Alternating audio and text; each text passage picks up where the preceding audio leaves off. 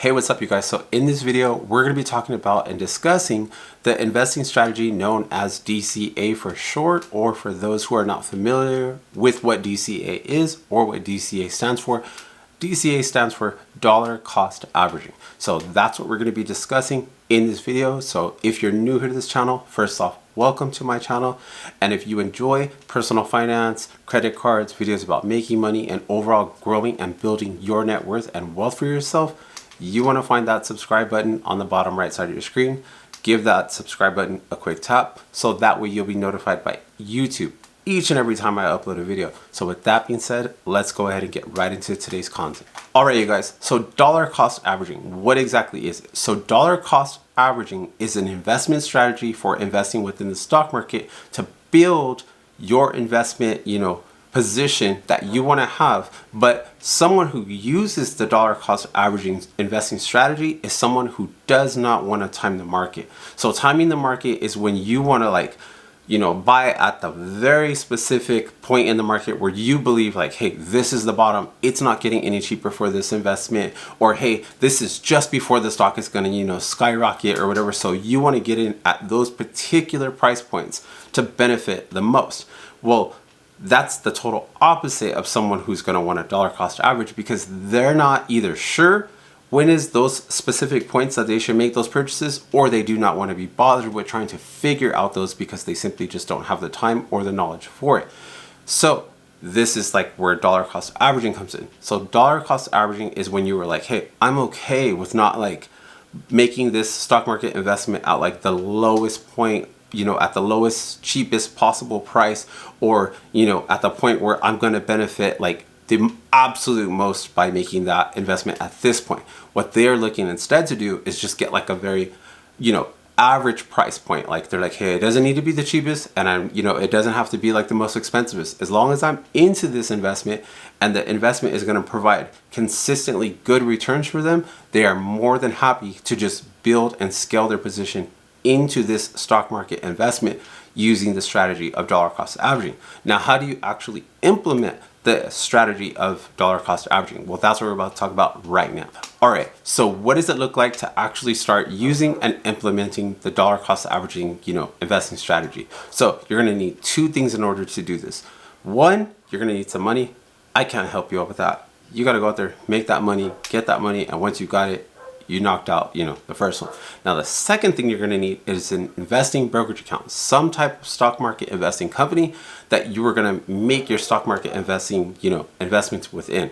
Now, if you do not know what company that you want to, sign up with and open up your investing brokerage account with, well then, hey, I'll take care of you.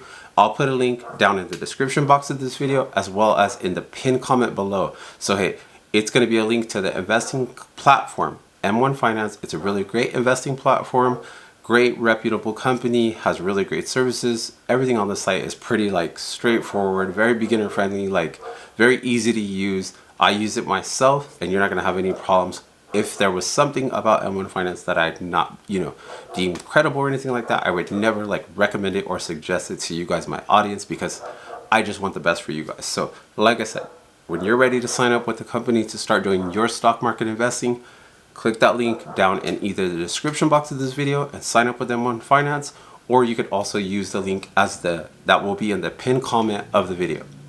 So, money and investing brokerage account. You got those two, you're ready to go. Now, what are you going to do? In the example that we'll go with in this video, you're going to deposit, say, 25 bucks a week. So every single Monday or whatever day of the week, you're going to deposit 25 bucks. Okay, cool. When that money goes in, that money is not going to just sit in the account. The money is going to purchase you shares of an individual stock, ETF, index fund, mutual fund, cryptocurrency, whatever is the thing that you are wanting to dollar cost average into or build your investment into, right? So that is you actually dollar cost averaging into it. Now, that doesn't complete the process, because what actually causes it or allows it to become dollar cost averaging is the process of the shares, swinging up or down in price over the period of time. So as you continue this process of, every Monday depositing the $25, and then, you keep on purchasing, shares of this particular investment that you've selected, Well, like I just said, the price is going to dip down some, it's going to come up some, it's going to hit a high one day, it's going to hit a midpoint, and it's going to hit a low. So let's just say hypothetically, this stock market investment that you select, the lowest it ever hits is 25 bucks, right? And then the midpoint is going to be somewhere around that like 50. And then like, you know, the just slightly past the midpoint would be, or like the point between the very high and, you know, the midpoint is going to be like right around like 75. And then the absolute high would be like 70, or I'm sorry, 100, right? So the very high, all-time high of the stock is 100. The very, very low is 25, right? So as your dollar cost averaging into this stock, what's going to ultimately happen is like your total cost is going to average out, because you're going to be owning some shares down at 25. You're going to be buying those. You're going to be buying some at 50. You're going to be buying some at 75. You're going to be buying some at 30, like all over the place, right? But at some point it's going to even out, and it's going to be roughly like somewhere, you know, between that 50, maybe 55 range. Like that's going to be like the midpoint. So we'll just call it 50, right? For the sake of the video. So you're going to dollar cost average for that middle point. Like that will be, you know, the midpoint that the stock trades at, or in whatever scenario that the stock actually trades at more often than normal. So let's say the stock trades lower longer than it does trade up. Well, then that means you're going to purchase the shares even lower. So it might be like at 40 or 45. So the longer that you're able to purchase shares at a lower price point means your average is going to be lower. The longer that the stock trades higher, the higher your overall cost is going to be for owning that particular, you know, stock market investment. Now, once you reach the point where you're like, hey, I'm very satisfied with the amount of investment that I have within this particular stock market investment, you can then at that point decide that you no longer want to contribute to that, you know, stock market investment, stop funding it, stop contributing money to it. And then you could just simply hold that, you know, stock market investment until you are satisfied with the returns that you ultimately get long-term from holding that investment.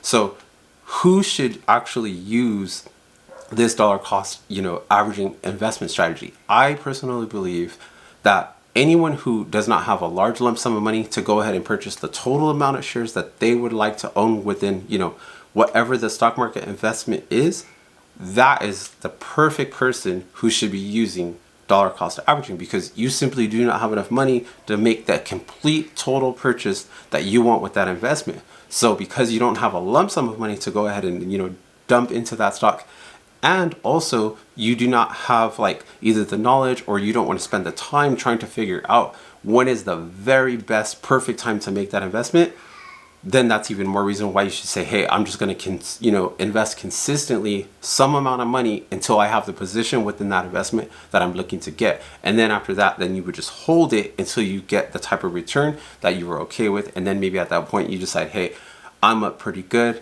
You know, maybe you're not like, the outlook on that particular investment is not looking as good as maybe it once was. And you decide, hey, this is the point when I decide to go ahead and step out, you know? And then at that point, you would just go ahead and sell that particular investment. So that is exactly what dollar cost averaging is. Myself, I personally use the dollar cost averaging, investment strategy to build and scale myself into the stock market investing positions that I want. Like I said, the link will be down in both the description box as well as the pinned comment below to the investing platform M1 Finance. Be sure to check out that link. Click the link.